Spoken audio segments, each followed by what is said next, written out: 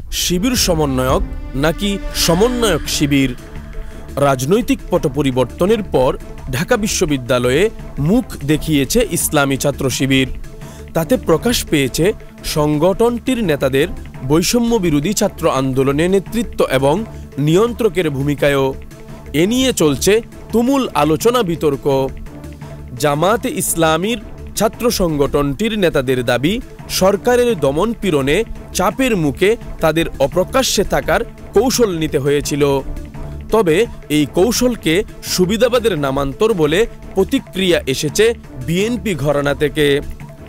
অন্যদিকে আওয়ামী লীগ সমর্থকরা বলছে, পরিচয় গোপন করে আসলে ধোঁকা দিয়েছে ইসলামী ছাত্র শিবির।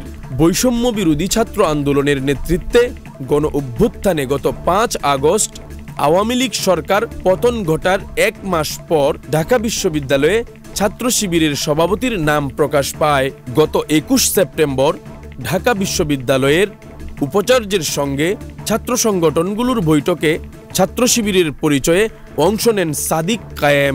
তিনি বিশ্ববিদ্যালয়ের রাষ্ট্রবিজ্ঞান বিভাগের ২০১৬-১৭ শিক্ষাবর্ষের শিক্ষার্থী। থাকেন মাস্টারদা সূর্য সেন হলে। প্রায় ১ দশক একসঙ্গে থাকার পর সাদিকের ছাত্র শিবিরের সংশ্লিষ্টতার খবর জেনে তার সহপাঠীরা হয়েছেন অবাক।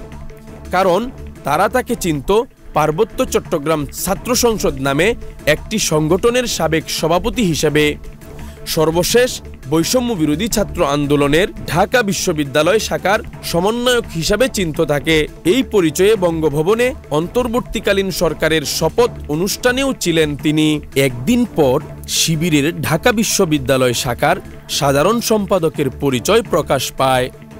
বৈষম্য বিরোধী ছাত্র আন্দোলনের সমন্বয়ক আব্দুল কাদেরের ফেসবুক পোস্টে। তিনি হলেন এম ফরহাদ। তিনি ঢাকা বিশ্ববিদ্যালয়ের সমাজ কল্যাণ ও গবেষণা ইনস্টিটিউটের ২০১৭-১৮ শিক্ষাবর্ষের শিক্ষার্থী। থাকেন কবি জসিমউদ্দিন হলে।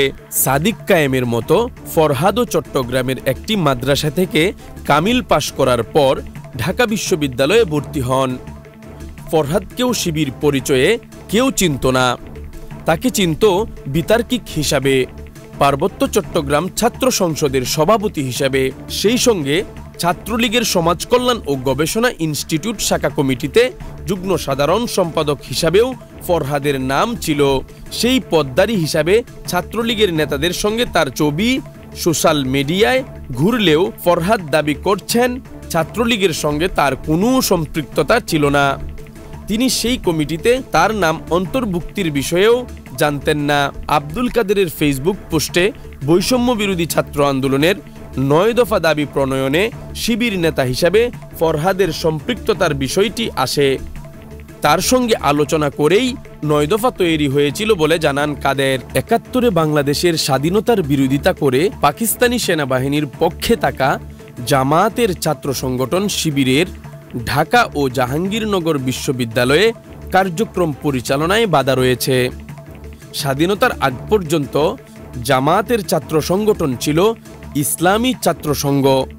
এই সংগঠনটির নেতাকর্মীদের নিয়ে আল বদর বাহিনী গঠিত হয়, যারা বুদ্ধিজীবী হত্যাকাণ্ডের পরিচালনা বাস্তবায়ন করেছিল বলে ইতিহাসে স্বীকৃত। স্বাধীনতার পর জামাত ছিল নিষিদ্ধ। ১৯৭৫ সালে বঙ্গবন্ধু হত্যাকাণ্ডের পর জিয়াউর রহমান ক্ষমতায় আসলে জামায়াতের রাজনীতির পথ খোলে।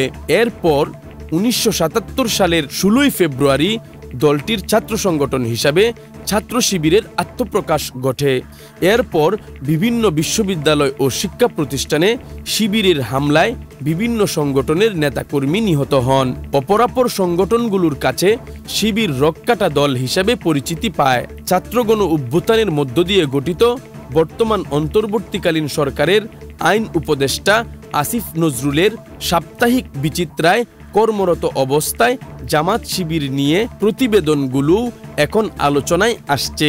১৯৮৮ সালে তার এক প্রতিবেদনে চট্টগ্রাম বিশ্ববিদ্যালয়ে জাতীয় পার্টির ছাত্র সংগঠন ছাত্র সমাজের নেতা আব্দুল হামিদের হাত কেটে তা নিয়ে মিছিলের কথাও ছিল।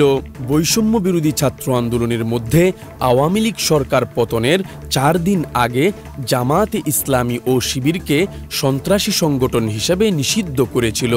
তবে অন্তর্বর্তী সরকার দায়িত্ব নেওয়ার পর নিষিদ্ধের প্রজ্ঞাপনটি বাতিল করে দেওয়া হয়। ঢাকা বিশ্ববিদ্যালয় ক্যাম্পাসে ক্রিয়াশীল ছাত্র সংগঠনগুলোর সঙ্গে প্রশাসনের মিথস্ক্রিয়ার আনুষ্ঠানিক প্ল্যাটফর্ম পরিবেশ পরিষদে 1990 সালে ছাত্র শিবির এবং জাতীয় ছাত্র সমাজকে ক্যাম্পাসে নিষিদ্ধের সিদ্ধান্ত হয়।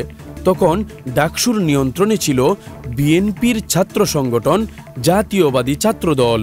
অন্যদিকে 1979 সালে জাহাঙ্গীরনগর বিশ্ববিদ্যালয়ে শিবিরের হামলায় ছাত্রদল নেতা হাবিবুর রহমান কবির নিহত হওয়ার পর এ বিশ্ববিদ্যালয় কর্তৃপক্ষ ছাত্র শিবিরের কার্যক্রম নিষিদ্ধ ঘোষণা করে।